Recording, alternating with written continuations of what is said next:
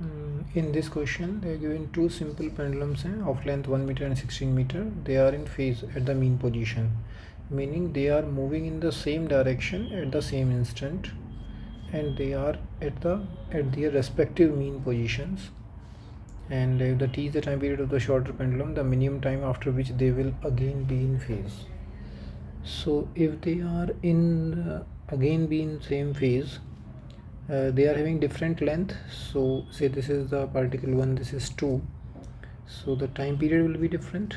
T1 will be 2 pi root of 1 by g, and for the second one 2 pi root of 16 by g.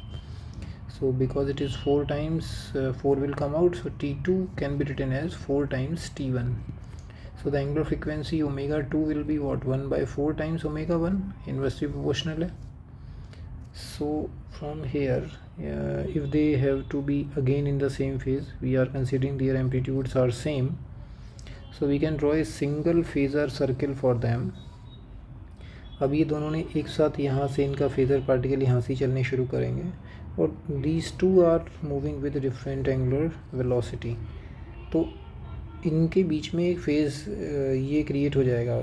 से कुछ देर के बाद में ये वाला ओमेगा 1 वाला पार्टिकल यहाँ होगा, तो ओमेगा 2 की स्पीड उससे कम है, तो वो शायद यहाँ पीछे छूट जाएगा, तो उनके बीच में ये फेज़ डिफरेंस क्रिएट हो जाएगा, दैट इज़ से डेल्टा फाई.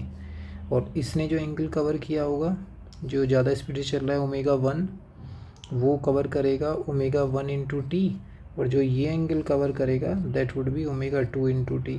तो इनके बीच का जो फेज़ डिफरेंस होगा after time T, that would be omega 1 into t minus omega 2 into t. So it is omega 1 minus omega 2 into t, और ये डेल्टा फाई है. अब इनके बीच का ये जो phi delta phi angle increase होता चला जाएगा, क्योंकि ओमेगा 1 जो पार्टिकल है वो तो ज़्यादा स्पीड से चल रहा है. तो जैसे ही ये बढ़ते बढ़ते 2 पाई होगा, तो 2 पाई का मतलब क्या हुआ कि ये पार्टिकल जो पीछे छूटा हुआ है वो इतना पीछे हो जाएगा कि पहले वाला पार्टिकल उससे एग्जैक्टली एक वाइब्रेशन आगे निकल जाएगा, और उस टाइम पर फिर से दोनों इसी पॉइंट पर होंगे. द ओनली डिफरेंस इज़ कि जो 2 नंबर पार्टिकल है उसका एक वाइब्रेशन कम हुआ होगा और 1 नंबर का ज़्यादा हुआ होगा. या नंबर ऑफ सर्कुलर मोशन हम बोलते हैं कि नंबर ऑफ सर्कुलर मोशन 1 के एक ज़्यादा हुए होंगे, 2 का एक कम हुआ होगा. So at that moment they will be in same phase, but the phase difference between them now will be 2 pi. So next moment पर जब वो दोनों फिर से सेम फेज़ में आएंगे, तो इसका मीनिंग होगा कि उनके बीच का फेज़ डिफरेंस 2 पाई है.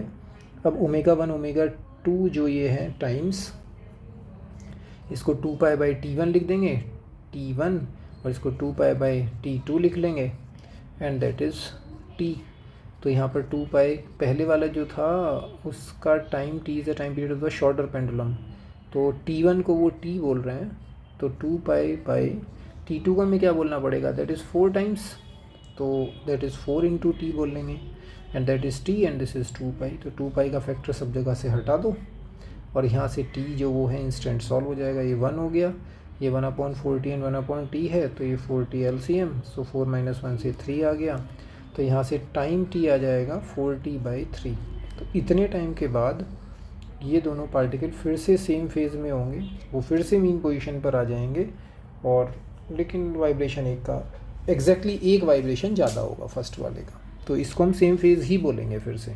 So answer will be 4t/3.